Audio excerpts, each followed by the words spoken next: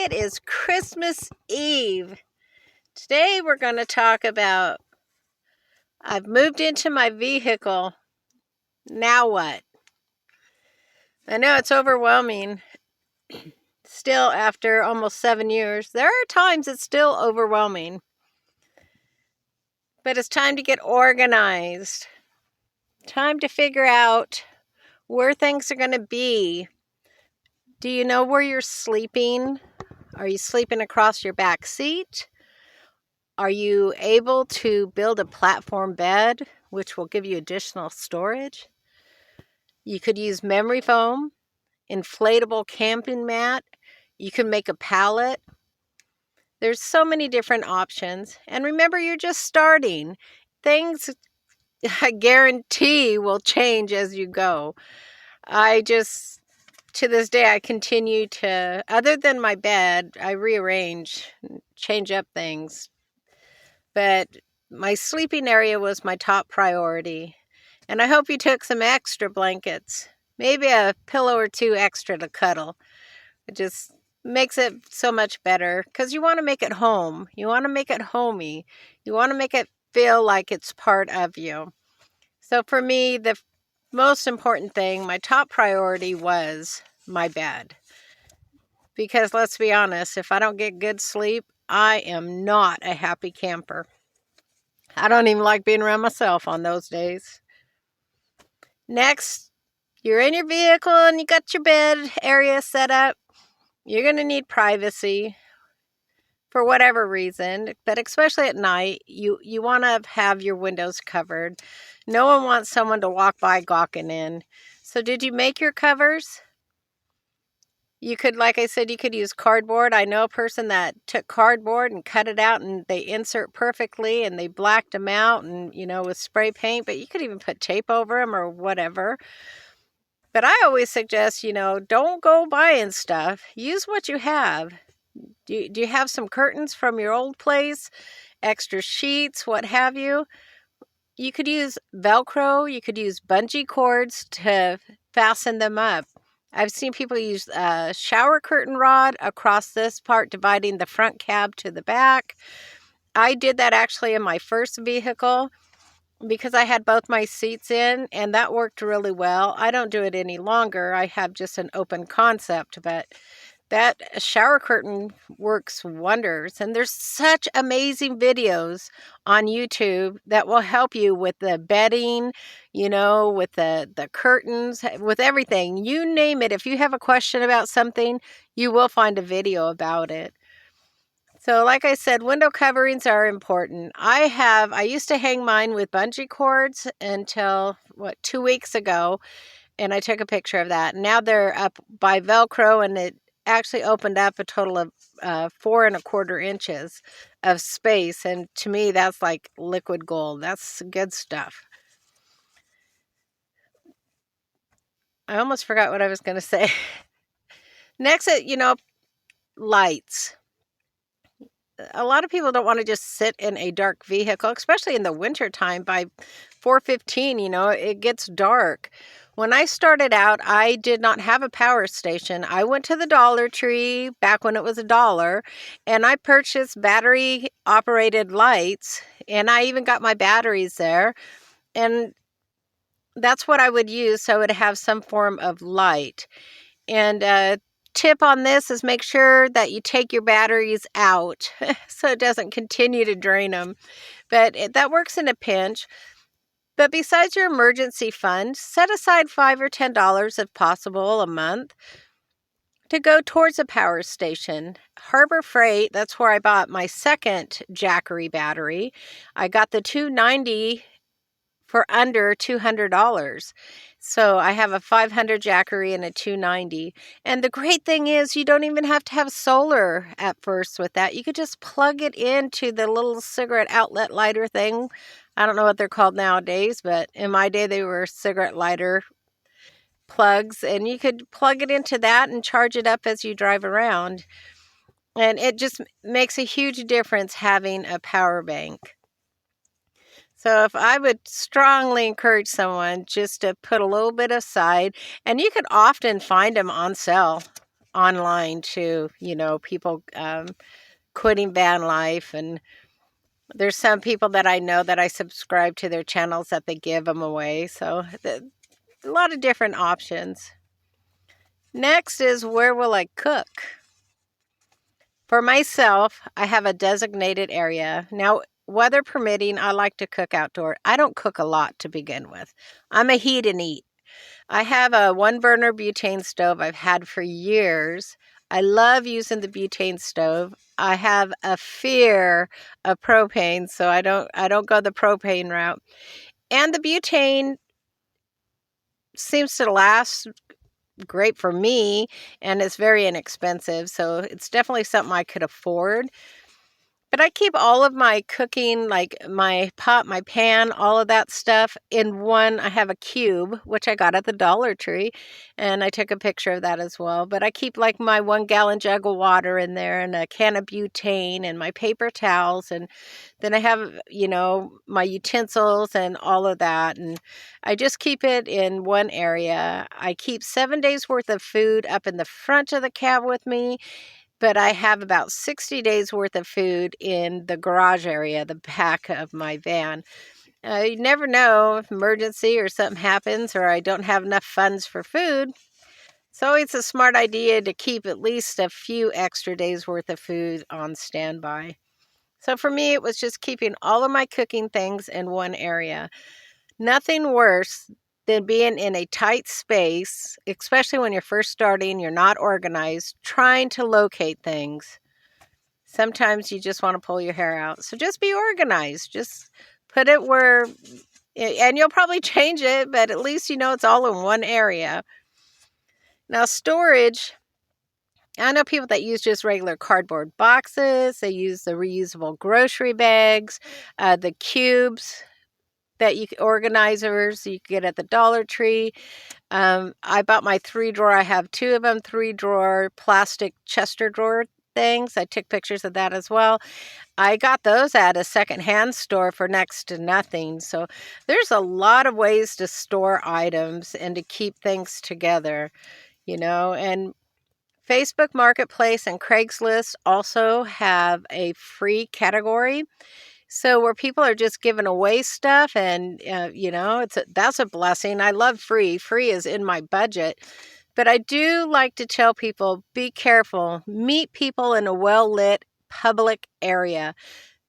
Be careful. Whether you live in a traditional home or in your vehicle, you really need to just know your surroundings and be safe. Because unfortunately, this world is just such an ugly little place when it wants to be. So we just need to be a little cautious with that. The number one question I get is, where do you go to the bathroom? Well, now you're already in your vehicle, so hopefully you've figured out where you're going to go to the restroom. Did you check out which places? Like Walmart, they have a public restroom. Gas stations have a public restroom. Some restaurants, but the restaurants I know generally want you to be a customer. Are you going to do a composting? Are you going to have an emergency bag and bucket for the middle of the night? For myself, when I'm parked for the night and my blinds go up, I do not open my windows, my doors I don't care who it is. I don't open it. And that includes I don't go out to use the restroom as well. So it's just really good to have everything planned out. Are you close enough to a Walmart in the morning so you could go and, do your little business? Or, are you going to use the bag and bucket, compost? They have all kinds of wood shavings and stuff that you could use, to do a composting toilet with just a bucket. So, excuse me. But that's up to you. That's what you're comfortable with and your choice. Showers. There's so many places that, everyone knows truck stops. There's some laundromats that have showers. I know over on the Oregon coast, there's one place, I love it. $4 for 8 minutes of super hot water. Yeah, I love that place. It's a good place. But you could check your local resources, like I said in the last video, that will give you vouchers, gyms like Planet Fitness. You could ask family and friends. the YMCA. I mean, they have, there's so many places. But again, it's not like you're in the convenience of your own structured home where you could just walk into your restroom and use it and take a shower whenever you want. These things you got to plan out ahead of time. Now, I even met a gal who has been 20 years plus living in her rig, and she said she quit using showers years ago, that except for wintertime, she's around water, and she'll go and she just, bathes in the river or the lake, whatever, and and she heats up her water, and she does her bathing inside her vehicle, and I can tell you, she doesn't smell.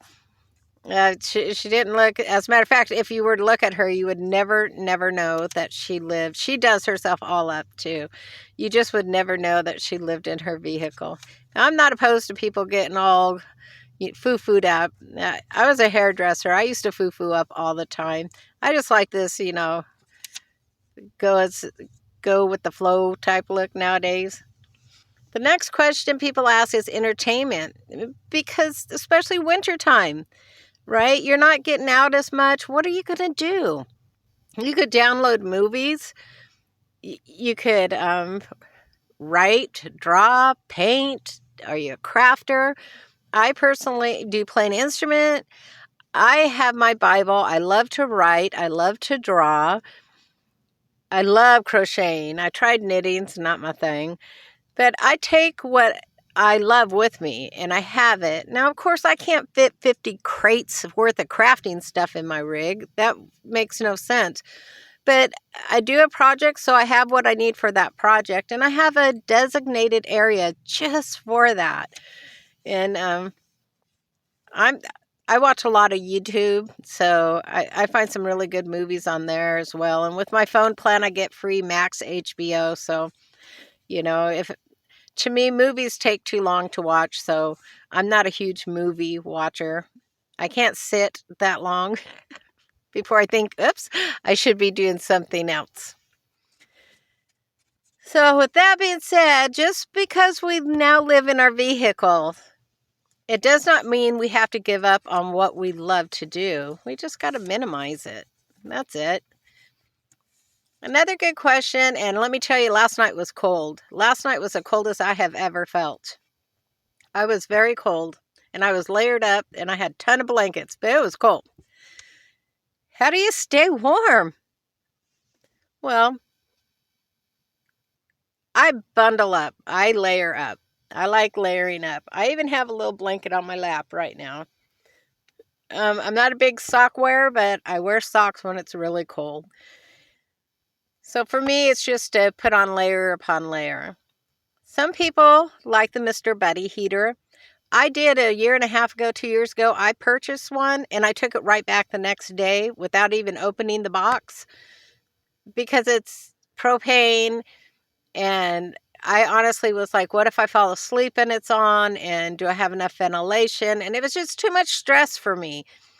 I don't want to have to stress over that stuff, so I just don't do it. But I do when I get ready to put up my blinds, and I go park, and so my rig's warm, and I put up my blinds, and I have a candle with a utensil, the metal utensil holder that I put upside down on that, and I'll put a picture in of that as well. And I set it across from where I'm sitting. It's a safe area. There's nothing around it. It's not going to get knocked over. And it doesn't keep you warm, but it just takes that chill off, and the smell is wonderful, and the ambiance is just, it's delightful. It's feeding our minds, my mind anyway. So I use the candle in that, and like I said, layer up and get a nice warm cozy blanket, put on some good soft fuzzy socks. There are diesel heaters. I know people that have put in little wood stoves in their RVs and buses. Those are cool, but for me, that number one's not an option. I have a minivan, and I'm just too worried about, the what ifs. So, but there are a lot of options out there, and you can find them online. And the same thing for when it's too hot out. That's when you park under a shade tree, you park by the water, get a misting bottle, dress accordingly, you know. You don't want to wear sweatpants when it's 100 degrees out. So, you know, that's when the layers come off. You, bug screens are great. I don't care for them. They tend to tear easy, and that for me is a waste of money. But I have a set of sheer curtains that I put over my slider door, and it keeps the bugs out, lets the air in. Man, that just works wonderful, and I've had them for 6 years, so, and I'll be putting them up again this next spring, summer, and it keeps the bugs out. It's really great. Though I have to tell you, it did not keep the chipmunk out last year. Darn little thing. But yeah, you could think of all kinds of inexpensive ways to do things, you know, to make it better. I've seen people make little vents that fit in there, roll down the window and it fits. But I have the guard. I have rain guards on mine, so I could keep my windows down, you know, 1.5 inches each side, and people don't even know they're down unless they're right up on it. So that's what I suggest. That's what I do. I like to just park, you know, go to the BLM is all over the Pacific Northwest. So, I mean, you could go to the mountains where it's cooler, where there's trees, and it's free camping. So that's a plus there. Make sure you maintenance your vehicle. I mean, are your tires good? Are you getting them rotated? Are you getting your oil changes when needed? Do you need to schedule a tune-up? Because not only is it our vehicle, it's our home. I'm blessed. I have extended warranty for I have a little over a year left on it. And so I've never had to use it. Thank you, Jesus. But it just gives me comfort knowing I have that I have roadside assistance. On my tires, I have a lifetime or whatever 1,000-mile warranty on it. So with that, just maintenance your vehicle and take care of it. I hopefully would do it if you were in a traditional home. And lastly, I just want everyone to encourage the changes. Life is an adventure. There's so many changes. Look, the only thing we're all guaranteed we're going to do is die. That's it. I remember my grandma used to say, the only thing you have to do is die and pay taxes. Well, I mean, you could get in trouble not paying your taxes, but the one thing that is a definite is we're all going to die. So live. Discover who you are. Embrace the time. Who are you? What do you love? What do you not love? I have found so many things that I thought I loved that I just don't. And things that I didn't even want to try that I now love. You need to just embrace the moment because it doesn't matter where we live, be it a tent, a car, an RV, apartment, a home, whatever. We were all of us are going to have good days and not such good days, you know? So embrace it. There is such a freedom.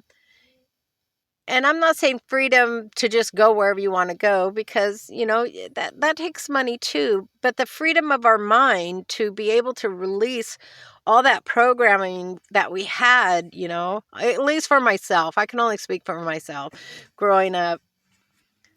And I also get asked about loneliness. And, you know, I always tell people, look, you could be lonely in a room full of people. I honestly think loneliness goes with not knowing yourself. We need to learn to validate ourselves. I think you're wonderful. I think you're strong. I think you're courageous. I think you're beautiful. And you're loved. You're well able. We are all well able. It's just a choice on what we want to do with our lives. So I hope this is helping somebody. There's so much in this world going on. And for me, there's freedom in not having to pay rent or a mortgage, to have all that empty space. It's just, for me, it's not worth it. Anyway, God bless each and every one of you. Merry Christmas. And I pray for you, and I hope that you will pray for me. May God continue to bless you and watch over you. This is Gracie, and I'm out. Bye. Here's my wonderful candle. It smells so good. And my curtains that I stuck up with Velcro. These bins are $1.25. Can't beat that at Dollar Tree. And I think I paid $4 for this one.